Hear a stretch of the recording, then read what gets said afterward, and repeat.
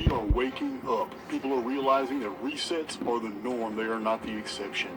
Cataclysms, repetitive history, cycles, epicycles, these have happened over and over and over and been buried by those we trust to teach. I don't want to be the cause for any discomfort that you might feel later on. This is not a children's video either.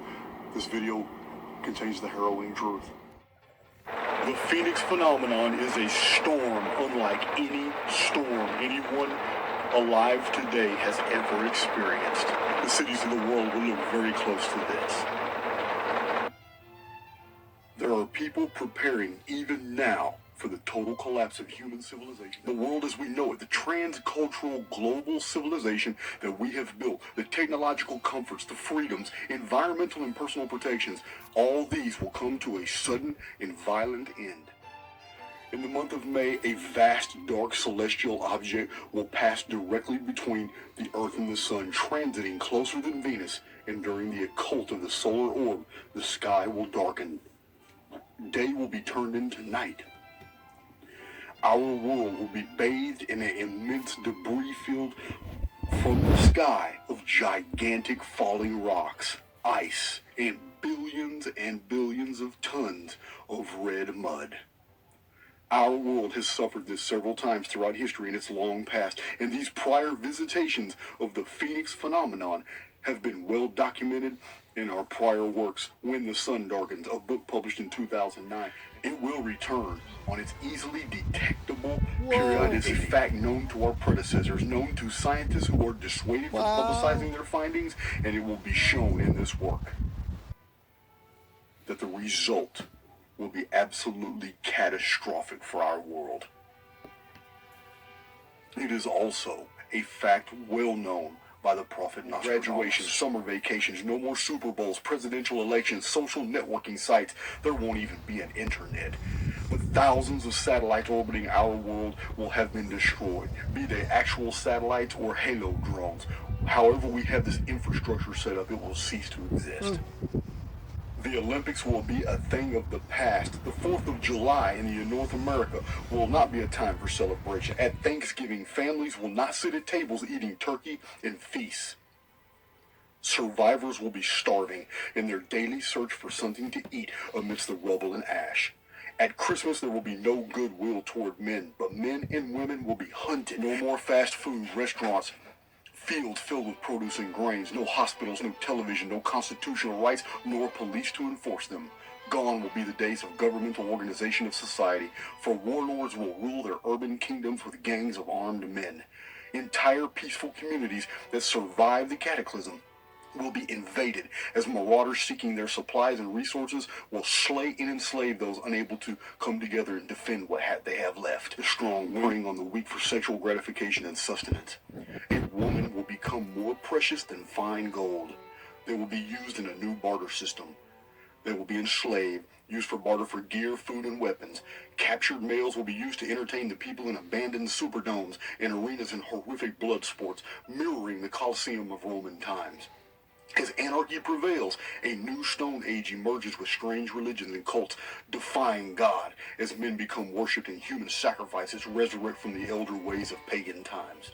A new civilization of barbarity will arise after a quarter of the world's population dies instantly from the cataclysms of the Phoenix. And then another quarter of the population dies in the 7 years following in global famine, chaos, war, violence. Dictators form new governments and republicanism and democracy will disappear as relics of antiquity. We'll be back to horse and buggy. We are stuck in a loop. We have been where we are today many times before, on the precipice of a cataclysm. For centuries, we depended on draft animals for living and building. 1804 begins a rapid advancements in technology.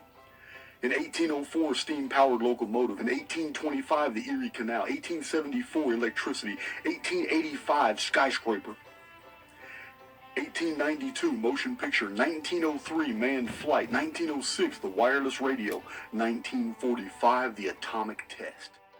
Well, you should have seen this fucking thing, man. Look at the bottom of that. Look at the bottom of that over the tree. In my camera.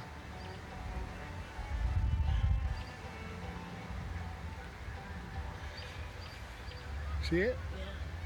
You should see the rest of it. 1947, the transistor, which made computers possible.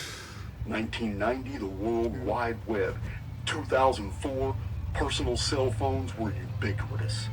From horseback to Hadron Collider is only 200 years. All over the world has been found evidence that we humans have experienced the same explosion of technological capability over and over and over again.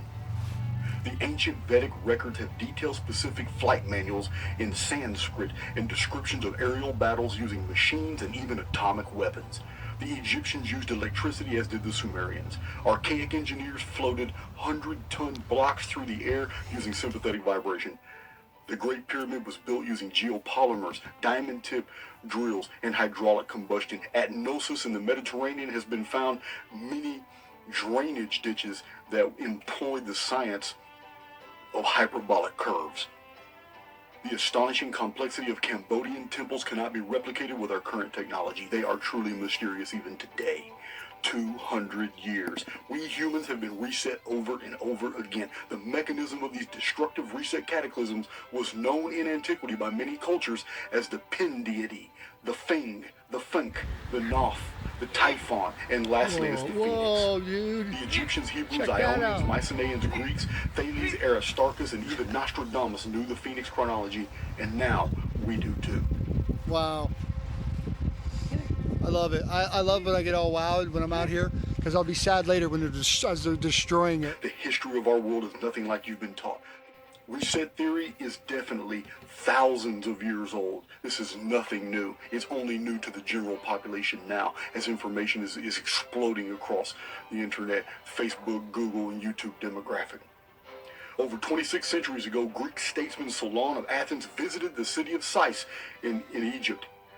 Egyptian historian priest told the wandering philosopher this statement about the ancient world, even prior to their times in the 7th century BC. When the gods purged the earth with a deluge of water, the survivors in your country are herdsmen and shepherds who dwell on the mountains, but those who, like you, who live in cities are carried away into the rivers of the sea. Just when you and other nations are beginning to be provided with letters and the other requisites of civilized life, after the usual interval, the stream from heaven, like a pestilence, comes pouring down and leaves only those of you who are destitute of letters and education. And so you have to begin all over again like children and know nothing of what happened in ancient times. You remember a single deluge only, but there were many previous ones. You and your whole city are descended from a small seed or remnant of them which survived. And this was unknown to you because for many generations, the survivors of that destruction died, leaving no written record. Almost 1,000 years later, very little had changed in catastrophe literature. Arnobius of Sicca, in Against the Heathen, Book 1, also acknowledged resets. He wrote, "Ransack the records of history written in various languages, and you will find that all countries have often been desolated and deprived of their inhabitants. Every kind of crop is consumed and devoured by locusts and by mice. Go through your own annals, and you will be taught that about these plagues and how often former ages were visited by them, and how often they were brought to the wretchedness of poverty. Cities shaken by powerful earthquakes taught her to their destruction." What? Did not bygone days witness cities with their entire populations engulfed by huge rents that appeared in the earth? Cities with their entire populations engulfed by huge rents that appeared in the earth? Or did they enjoy a condition exempt from such disasters? When was the human race destroyed by a flood? Was it not before us? When was the world set on fire and reduced to coals and ashes? Was it not before us? When were the greatest cities engulfed in the billows of the sea? Was it not long before us? The ancient authorities were all in agreement that resets were the rule, not the exception. Lucretius, Pliny the Elder, Ovid, Marcus Varro, Ammianus Marcellinus, Diodorus Siculus, Tacitus, Procopius, and so many more besides.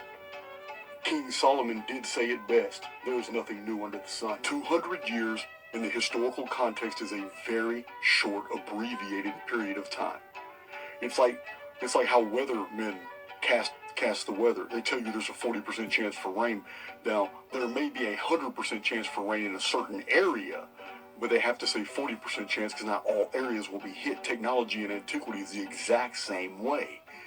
There were areas in this world that were technologically advanced while others still lived in the Neolithic period.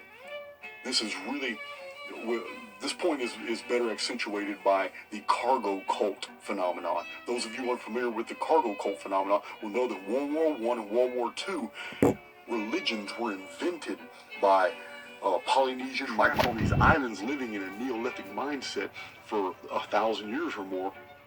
And when the United States and Britain and France would build bases on these islands, the locals would watch these giant iron birds fall from the sky and bring good things like food and water and smokes and all these things that the American, British, and French soldiers needed for their sustenance and gave them pleasure.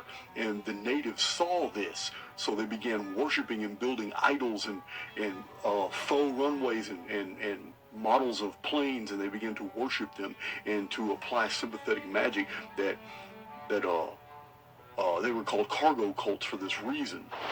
This is because there were people living in Neolithic times in 1940. It is the same.